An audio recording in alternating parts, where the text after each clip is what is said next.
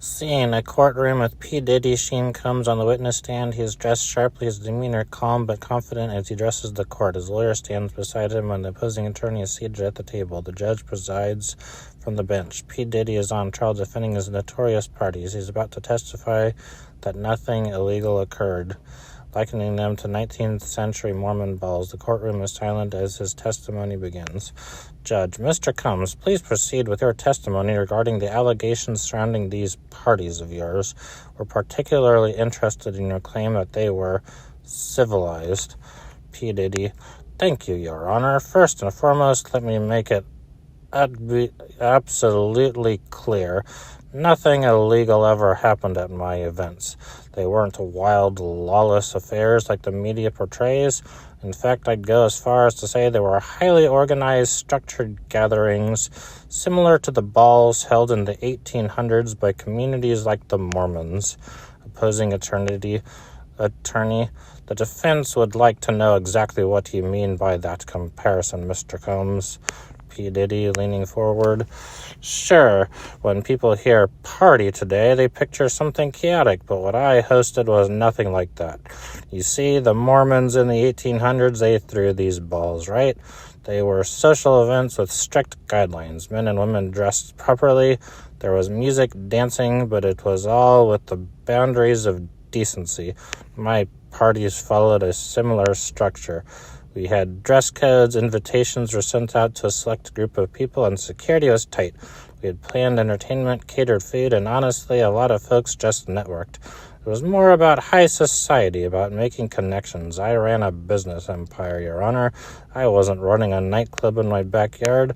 Judge: Are you implying, Mr. Combs, that these parties were formal in nature, perhaps even conservative? P. Diddy: Exactly, Your Honor.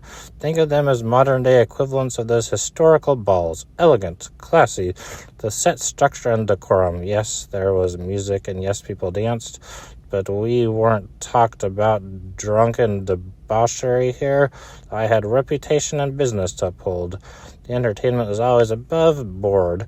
In fact, we often had live orchestras perform for a portion of the evening, in the spirit of classical entertainment. Opposing attorney: Live orchestras, Mr. Combs, aren't you known for having a certain energetic brand of music at your events? P. Diddy, smiling: I know where you're going with that. Yeah, we played some of my hits. Sure, people love a good beat, but we mixed it up. I want to show that my parties had range, just like those elegant Mormon balls. I take great pride in curating experiences. No drugs were distributed, and anyone acting out of line is removed by security immediately. These were sophisticated gatherings and nothing more.